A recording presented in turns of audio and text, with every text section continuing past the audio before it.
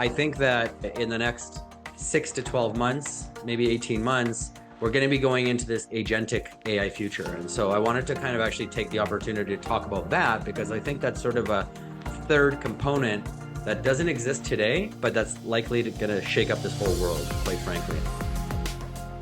Welcome back to the Tourism AI podcast. We took a little hiatus so we could go and enjoy some summertime, but we are back and ready to tell you about what is new in AI related to the tourism industry. So today we're going to focus a lot on the future of search. So if we've got any marketers in the crowd, you'll probably perk your ears up a little bit, but I think this is super relevant to anyone working in tourism just because getting found in the digital realm is so huge and so critical for tourism these days. So going to be a really interesting conversation. Peter, I think we should kick off the chat today talking about, we've kind of seen over the last, I don't know, probably couple of decades, a real move away from travel agents and going into the travel agency and booking your trip. Obviously, you can do all of that online now. We've mentioned it a few times on the podcast, kind of having a sort of artificial intelligence travel agent kind of at your fingertips. Can you tell us a little bit about, the latest developments in that area? Yeah, I mean, I'll maybe preface this conversation or this part of the podcast with a couple blogs or actually a couple news articles that I read, and they were sort of a few different ones that sort of had a theme to them. So I thought, let's just talk about this on the podcast since this obviously is being discussed. So as you mentioned, kind of a movement away from travel agents, but then actually one of the articles talked about the fact that people are starting to move back towards travel agents to some extent. And so there's this sort of like, even, people of younger generations are enjoying the convenience of a travel agent to do all the work, right? So the one article talked about the fact that, the internet's become quite overwhelming when it comes to making decisions around travel. Booking travel's become quite a bit more overwhelming with respect to options, with respect to, now you're not booking a flight anymore. Now you're booking, do I pay for luggage? Do I pay for extra things? This and that. Like, it's just become a bit more overwhelming, let's just say. So interestingly, the one article talked about the fact that travel agents are kind of making a comeback. And at the same time, another article and another part of that article argued about the fact that, online travel agencies or online travel booking sites and things like that have seen an increase in popularity as well. So there's this sort of, both seems like both things are happening, and both these different entities are sort of claiming growth on each other's ends. But the whole reading all of this made me really think about, okay, well, in our current environment today, we're talking about these two options. However, I think that in the next 6 to 12 months, maybe 18 months, we're going to be going into this agentic AI future. And so I wanted to kind of actually take the opportunity to talk about that because I think that's sort of a third component that doesn't exist today, but that's likely going to shake up this whole world, quite frankly. And so just for context for people, we're moving towards what people call this agentic future. And so I know that there's been some research by companies like OpenAI around exploring what AI agents can do. And so just for context, current AI is, fairly, it'll generate outcomes based on what you input into it, but it doesn't really do more than just first order kind of thinking. So, hey, write me an article about this, or help me research that, or do whatever. But it's not capable yet of doing deeper research. So, research all the travel websites out there and find me the best deal and create me an itinerary and then go book all my flights.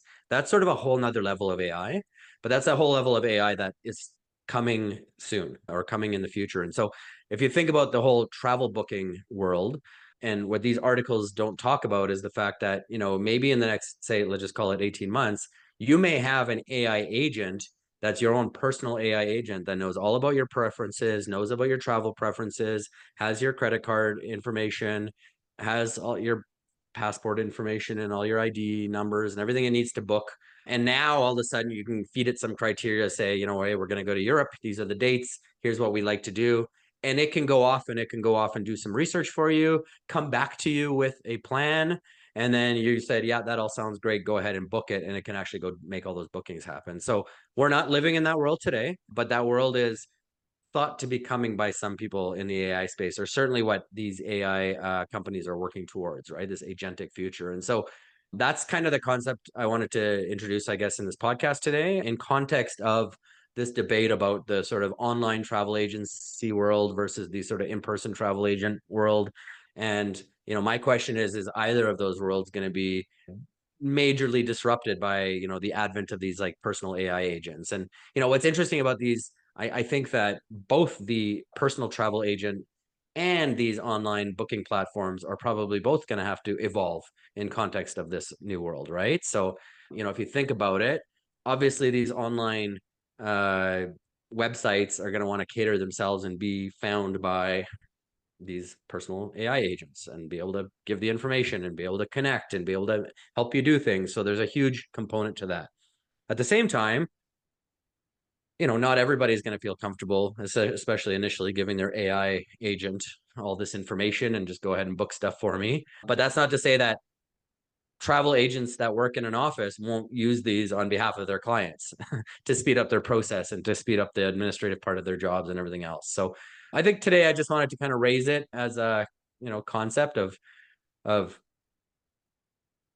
the current debate. And I guess, I really think a lot about sort of lately first principle thinking. So it's like, the paradigm we're in today is the paradigm we're in today.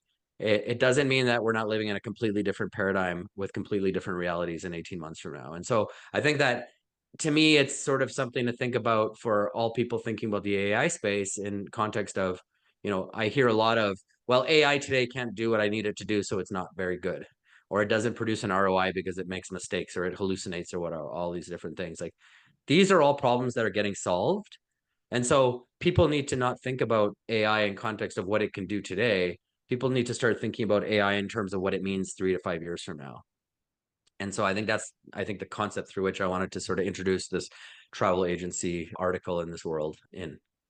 Yeah, I think we've spoken a lot about, opportunities for innovation before, but I think you're kind of sounding the alarm, if you will, for some folks in tourism to say, think about the way that you can use this as a tool for you. You really made me think of booking systems like Kayak or Trivago, which are already those systems are already automatically looking for the best deal on whatever, usually it's hotels. Yeah. So how can you leverage that, as a hotel, as a tourism association? Like, there are different options for you. So I think it's just something to consider and look into those options for yourself. And if you think about this concept of these like personalized travel or these personalized AI agents that really know you really well and know your preferences and know what you like, think about it, let's just say from a DMO website perspective. We're also the other thing everybody needs to be considering right now is, the ability to use AI to personalize, the experience for their users online, right?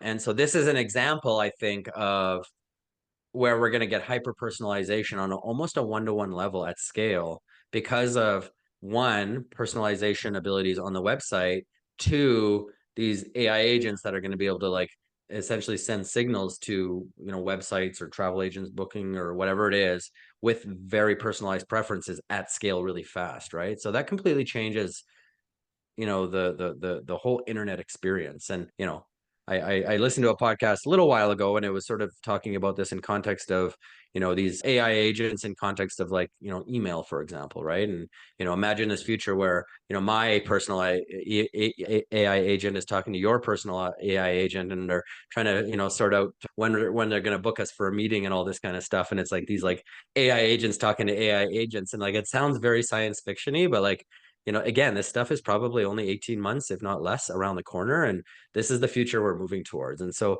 I think to me, the overall point of this part of the podcast is for people to think beyond today's technology and to really start challenging their own minds and thinking about, okay, if we're going into this new future, what does that mean today? What do I need to start doing today to prepare for a future that looks like that? And I mean, obviously, I think we're a broken record on this podcast of like, starts with AI literacy, starts with really paying attention to what's going on, starts with using the tools and really starting to use your imagination. We're recording this podcast a little late today because I was just at lunch with an old friend of mine, my old realtor, Brett, was a great guy. And I was just explaining to him this whole AI world, that I've been diving so deep into in the last little while, and explaining to him some of what's possible and all this kind of stuff. And he was just sort of like, wow, I don't even spend any time thinking about any of this. And he's like, I don't think there's any application for this in real estate. And I like, in a matter of minutes, basically gave him like 5 examples of how he can use it and blew his mind. And, what I told him is the only limit right now is human creativity, Mm-hmm. right? But if you don't know what you don't know enough about the technology to even know what it can do, then the limit is your own knowledge. And so, get knowledgeable, Yeah. get educated, build your AI literacy, and then start to apply your own human creativity to think about what's possible. I'll end this segment, Emily, with talking about some of what we're building at Tourism AI Network. And we have an AI architect and a person that we work with who is a really smart guy. And I just keep coming to him with, is this possible? And he keeps saying yes. So he keeps saying yes. And I say, okay, build it. Is this possible? Yes. Okay, go build it. Right. And so he's building these things for us. And I mean, I don't know how they're going to work. I don't know how great they're going to be, but we're going to build them. We're going to try, and we're going to learn, and we're going to fail, and we're going to get better, and we're going to be ahead. Right. And that's the point.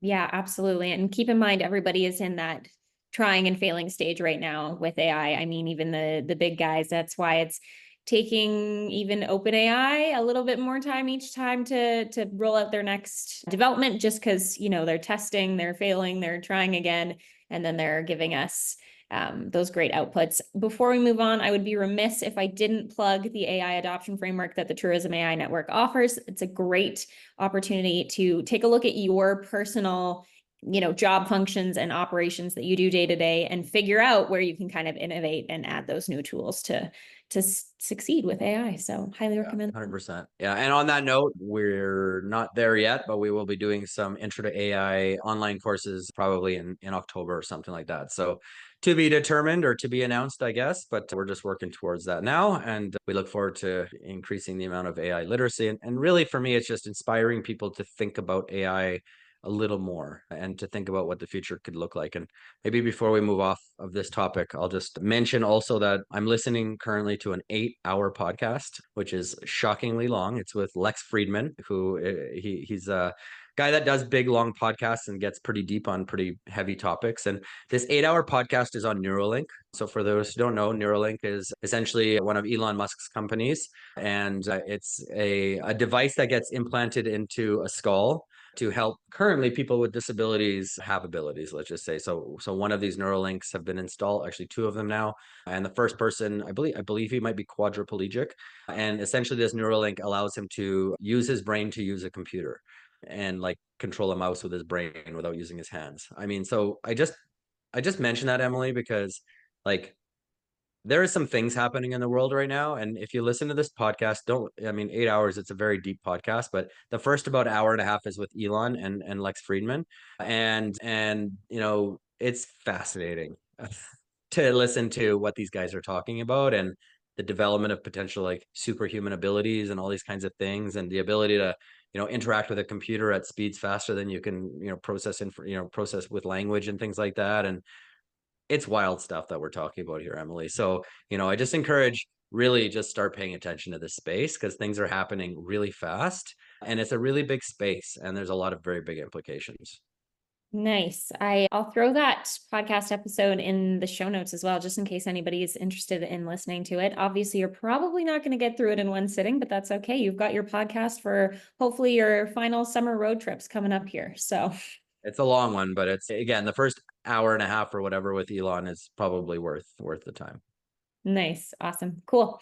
Okay. We're going to shift gears a little bit. We've kind of talked about, travel agents and planning a travel itinerary specifically through search, but we're going to make the search conversation a little bit more broad in terms of travel. We've spoken a little bit about, the effects AI has had on SEO, but obviously those are continuing to develop. We'll talk a little bit about that again once we head into our next conversation as well. But Peter, I'm hoping you can give us the lay of the land in terms of what's happening with search generally, but also how it's relating to tourism. Yeah, well, I'm going to start actually this with a recent ruling in the US against Google. So, as it turns out, Google is a monopoly. Surprise, surprise. So, there was a ruling in the US, and I don't have this is actually not what I intended to talk about, but I'm just mentioning it in passing. But there was essentially a court ruling in the US recently, like last week. And the judge determined that Google is a monopoly and that it's been engaged in monopolistic behaviors, deliberate monopolistic behaviors. And the reason I'm raising that is because the timing of that ruling. And so right now they're just in the phase of it's been ruled that it's a monopoly and that they've been engaged in sort of these monopolistic behaviors. But now they're looking at what the remedies are going to be, or potential remedies are going to be. And there's some really, really big implications, because obviously when there's a monopoly, the monopoly gets broken up.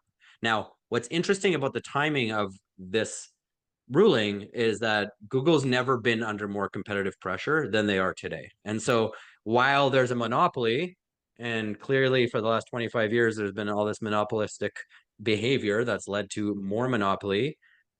At the same time, there's competitors like Perplexity and now all of a sudden, if one thing I encourage every single person listening to this podcast to do is to, you Google your brand and you see what comes up, Google your name and see what comes up, but go to ChatGPT and see what comes up when you Google your brand or your name. Go to Perplexity, which we'll talk about in the next segment in a little more detail, see what comes up, right? Go to Google's Gemini, see what comes up. And it's a really interesting activity. And what I will say before we get into in more depth into this topic is that all of our clients that do search engine optimization with us all show up at or near the top of the AI kind of results, I guess, page. So number one, SEO is important, and I think will continue to be important. But now we have to optimize for more than just Google. We need to sort of optimize for AI. Yeah. And so that's kind of where things are getting kind of interesting and more complex. And what I will say is that the technology is allowing AI technology is allowing algorithms and search engines to get smarter and understand user intent more. So before, I used to have to put in the exact keywords in order to get the result that I'm looking for, and I had to get it didn't understand your intent as much. Now these tools can understand actually what you're trying to search if you're not using the right words. And so it totally changes the game in terms of we're no longer in this keyword SEO world anymore, because now we're about sort of really demonstrating deep knowledge and authority on a specific topic. It's not about the keywords, it's about the topic and topical authority, and really going deep, as opposed to going, it used to be, write your 300 word or 500 word blog once a month or once a week or whatever frequency you decided, and just stuff as many keywords in there as possible, and you're going to show up. Now, I actually talked to one of our SEO suppliers and partners the other day, and he's like, you know what, we're writing like 5,000 word content pieces now.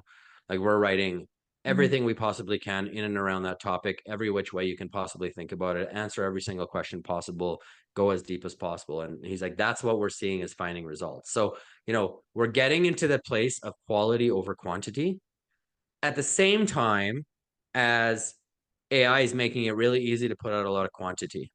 And so the internet's turning into a giant dumpster fire, unfortunately. Yeah. And so it's just like there's so much garbage and trash out there on the internet, and the quality is going down. And brands that want to do well need to do the opposite of that. So, yes, I understand how easy it is to write a 500 word blog right now, but that's no longer going to cut it if you want to win in the game. So, you really need to start going really deep, and you need to start also thinking about multimodal content a lot more. And again, what's great about AI is tools allow us to do this. So let me take a pause and talk about sort of, I think, what we've been talking about at CIPR Communications, our parent company, for quite a long time, which is content innovation. And so I think I maybe have talked about this example on this podcast before, but I'm going to repeat it because I think it's worth it. So, when we're doing a press release, as an example, for a client, typically you would interview the client, you'd get all the information, you'd write the press release, you'd get the press release approved, you'd send the press release over to the media, you'd hopefully have a video or a multimedia asset or a photo to go with it. Usually you didn't, because that was hard to get. And, you'd sort of hope for the best in terms of pitching the media and pitching your story. That's not going to cut it anymore. And so at CIPR Communications, we've been thinking about how can we innovate this process to make it better and use the tools that are available to us. And so Now, all of a sudden, if I do a press release, I could do an interview just like this podcast, where you and I could interview you as a subject matter expert, as the authority on the topic. I can basically record the entire interview. I can get a script from the interview, or I can actually take the interview, download it, put it into Descript, which is a video editing, podcast editing tool. And then that'll actually give me a transcript of our entire conversation, which I can then turn into a traditional press release. Then I can also use Descript to edit it and make little sound bites and little sort of short clips of, the authority or the expert actually with their quotes on that topic. Then I can go into Lumen 5, which is another great tool, AI tool, and I can actually take some lines out of the press release, put it into Lumen 5, and make little video clips about the press release, multimodal, like these awesome video clips with background, with voiceover, with all these different things. And I could do all that in a matter of an hour or two. Something that, used to take a lot longer than that. And so what I'm saying, my point is that we need to start thinking differently, and we need to start innovating when it comes to content. We need to be thinking multimodal. We need to be thinking video. We need to, tools like this Lumen 5. How can we turn, an interview into like a bit more of a dynamic kind of video? And you could do these things really easily. And so, like, if you think about your content marketing strategy, it really needs to start to be multimodal, and it really needs to start to be more dynamic. And luckily, the tools allow us to do that. So, that's an example of like a short piece of content, obviously, because a press release isn't a 5,000 word piece of content, different purpose. So not SEO per se, but I can tell you from feedback. So we've done this a few times now, and we've actually sent pitches to the media with these little videos in the actual email. And we've gotten feedback from the media on how much our pitches have stood out and how much the media has really liked that. Because now you're giving the media the press release, like a talking head interview with the actual like subject matter expert. That's like the person that's going to be whatever in the clip, a little video to go with it to make it like really easily distilled by the media person and potentially something they can use in their article. You're basically doing the job of the media for them. That's how you get picked up in the media. So for this example, this is in my mind like a brilliant way to actually, one, turn a simple press release into like 10 pieces of content. So I failed to mention also, now we take all this and turn it into social media content as well, easily, right? Two, you actually make your pitches stand out more. And three, now you have kind of multimodal content available that you can put on various different channels, your YouTubes, your social medias, your website, and all the different places. So, this is how we need to start thinking about content. And then the other thing I'll just say always is always focus on your owned content first. So we always talk about owned, earned, and paid. And so our owned content is really your website and all the channels that you own and control. Earned is your organic, everything you have to earn, those media mentions and SEO and all those things. And then paid is obviously advertising and paid ads and things like that. So, really double down on your own media assets and on your own media play. And I think you're going to do just fine. So, I mean, those are just a couple points. We can obviously sort of make it more relevant to tourism next. Yeah. I just have one question regarding the specific example, well, sort of, that you just made about press releases. Obviously, media pickup is a great way to get quick and easy backlinks for your site, which obviously helps your SEO on Google. It may be too early to tell. I have a feeling we'll probably need to sort of see how things shake out with these new tools that we're about to talk about. But any info you have on Peter, any hunches you have about backlinking, what is that gonna look like? Yeah, so let me first maybe kind of talk about backlinking just to give some context to people that don't know much about it. I mean, essentially backlinks are, links between your website and other websites. And so again, what's happened over the last little while is the SEO world has created a whole ecosystem of backlinking. So now there's all these like, they're not fake websites, but they're essentially websites that have been set up for the purpose of generating backlinks, right? And so there's this whole game that's going on. Everybody's trying to game the system by sort of, going to buy backlinks or putting backlinks on these like websites whose purpose is only to generate backlinks and all these kinds of things. And the reality is that actually getting your articles published or getting your brand mentioned in reputable media sources is going to be your best approach going forward. Because if you think about large language models, and you look at, for example, the New York Times right now is suing OpenAI. And if you look at the lawsuit against OpenAI by the New York Times. They actually, in that lawsuit, show, and I don't remember the name of, there's a certain kind of file, and they basically show that, essentially this large language model, this was ChatGPT 3, was trained on essentially all of this internet information. And if you look deeper into where all of the content came from, the New York Times is a major contributor, the Huffington Post, and all these things, books, right? Wikipedia, right? And so the reason that large language models are scraping this data and using this as training data is because it's researched, it's referenced, it's reputable, and it's well written, right? So that obviously leads to the large language models producing better outputs, because like if you're going to emulate the best writers in the world, like professional writers, then you're going to have better writing outputs, right? So that's the argument the New York Times is making, essentially, that you stole all of our copyrighted information and then you've trained your model on it, and that's where it's all coming from, right? And I don't know where that case is going to end up and what that's going to look like, but that the reality is that like ultimately, those are the types of, referenced, reputable third-party sources that are going to matter in the long run. So I think the whole backlinking game is changing personally.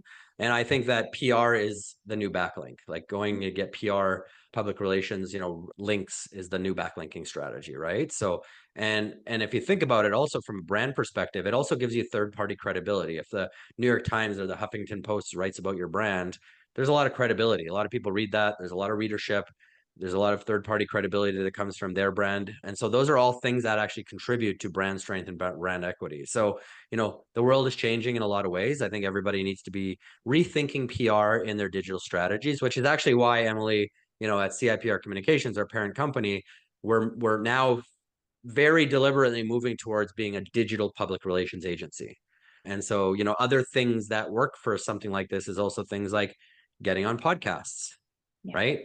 So it's not just traditional third-party media, but there's also this alternative media where you can get good backlinks, but also like, more in depth. So, again, if you think about expertise and you think about sort of showing authority and all those kinds of things, in a place where you can go do a 20-minute podcast or 30-minute podcast and show a lot of deep expertise, and you can get in front of somebody else's audience and sort of showcase your expertise, that's really the best way to build a brand. It always has been the best way to build a brand, but we've gotten away from that in this whole last 20 years of this whole SEO gaming the algorithm game that we've been playing. And I think that's all maybe going away in the next little while. Yeah, I feel like that's a really nice segue to our next topic in terms of, that algorithm that Google is really presenting.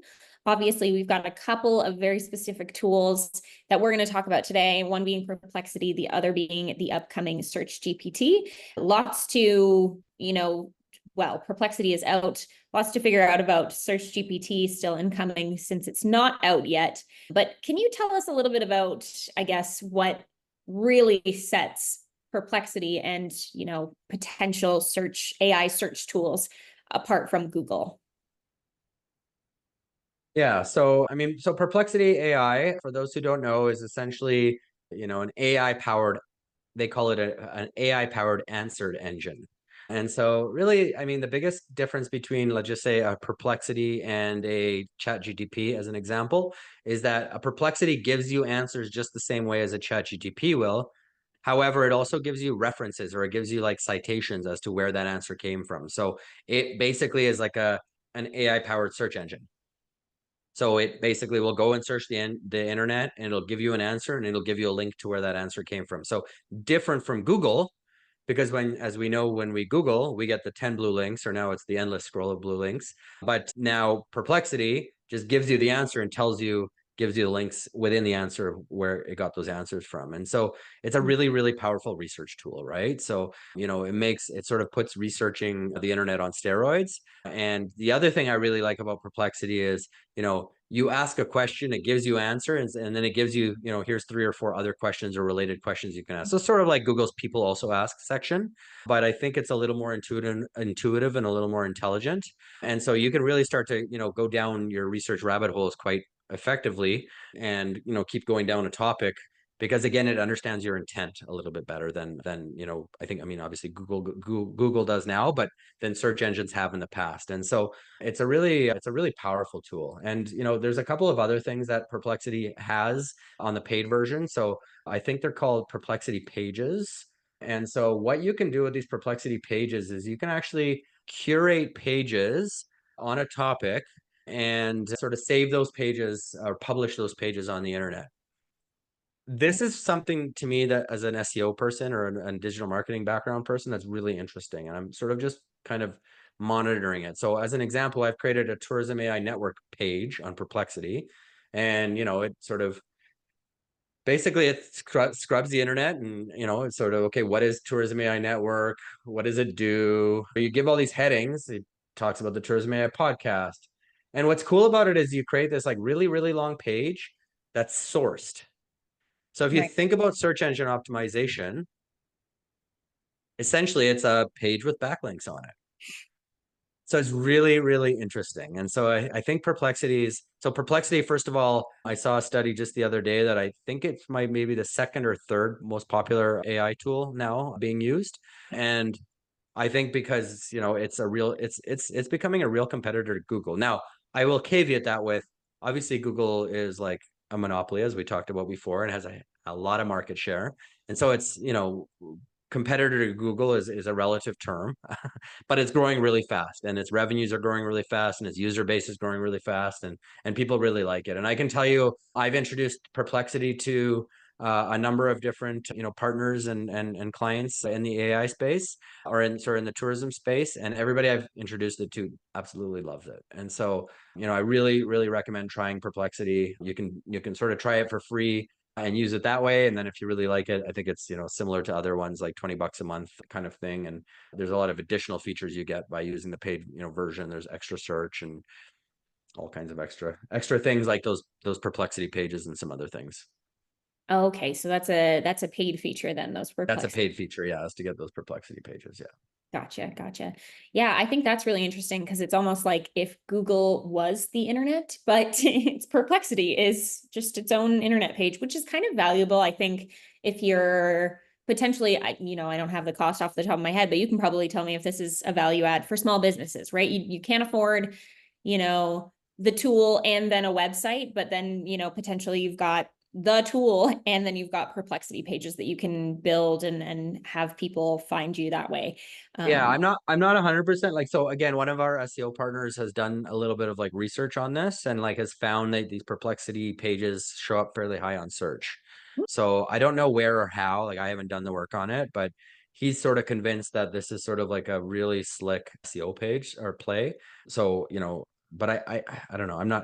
I'd be surprised if Google wasn't somehow blocking these. So anyways, I got to do a little more work on it and research. But yeah, I think it's an interesting thing to do to create these pages regardless. Because, if you think about it, even if you sent the link to your Perplexity page to someone as a, hey, here's more information about my company or about my service or my whatever, it sort of gives it this like third-party credibility, as we talked about before. It looks like it's a cited from the internet. It's got all these like site references on it. It looks like a really nice slick. It's like really nice looking page the way it comes together.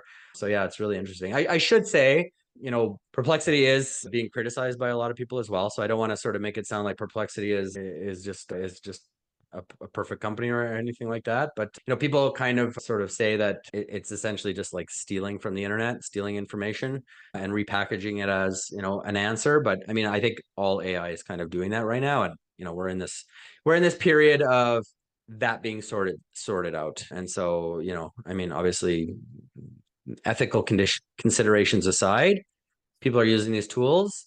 You got to make your own decisions around your ethics around, do you feel comfortable using the tool given that it's scraping the internet and sort of grabbing information, maybe not legally, but to be determined.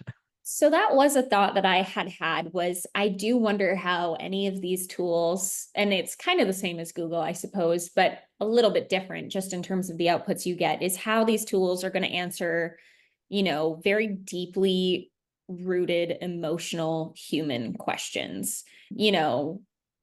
Not to take this down a little bit of a darker path, but if people are having depressing thoughts, or they're experiencing depression or anxiety, how is a tool like this going to respond to something like that? I think we've all kind of been, really drilled into the fact that you probably shouldn't trust everything you read on the internet, and these tools are probably no exemption from that. But it's just something that I'd be interested in learning more about and seeing how those are Yeah. responding. Obviously, keeping Yeah. the in AI. I mean, what I'll say in context of Perplexity and probably even Google and probably even like, ChatGPT and Gemini and Anthropic and all those current tools is that, they're probably going to give you general information about certain things, but they're not going to give you, you should do this or here's your advice or whatever.